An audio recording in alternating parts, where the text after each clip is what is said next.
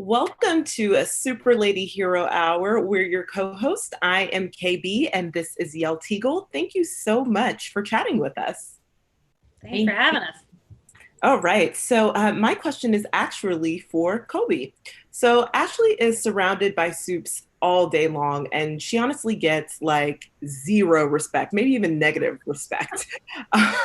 So tell me about how she ends up finding her voice by season's end and who she partners with as an ally along the way. Oh boy.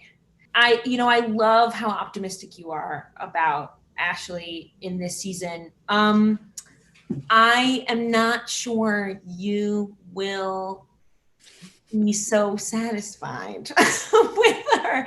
I mean, the thing is, I think this season is really about, in terms of Ashley's arc, like really about the pressure that she's under and trying to manage people that can kill you at any second.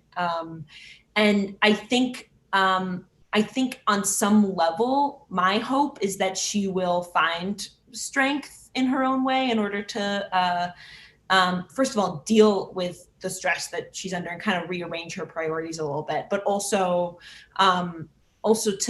to take no more bullshit from these people that are spewing bullshit. But yeah, she has to go through the bog to get to the other side, to get across the mountain. And I think right now it's the bog. Hopefully she'll find an ally in Starlight. That's my hope. Ooh, I would love that. I would love that so much. Thank you. Thank you.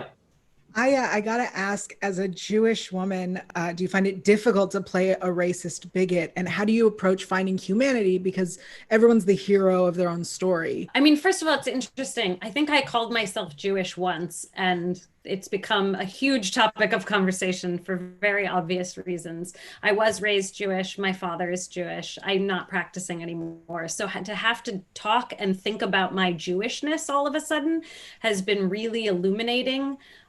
Because I have the privilege of not necessarily identifying that way. And all of a sudden for that identity to be put on me at all times has been a really interesting experience for me.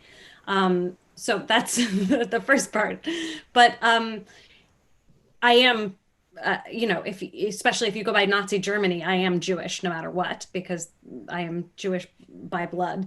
And it is very complicated. And I think that Stormfront is a disgusting, horrible piece of shit.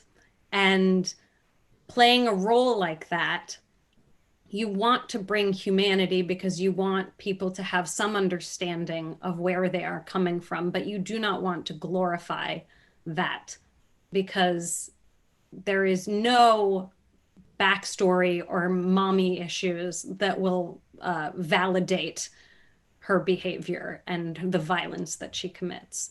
So, it's kind of a tightrope. And you have to rely on the writing, and you have to rely on connecting to the moments in which that she is behaving in a way that you can understand.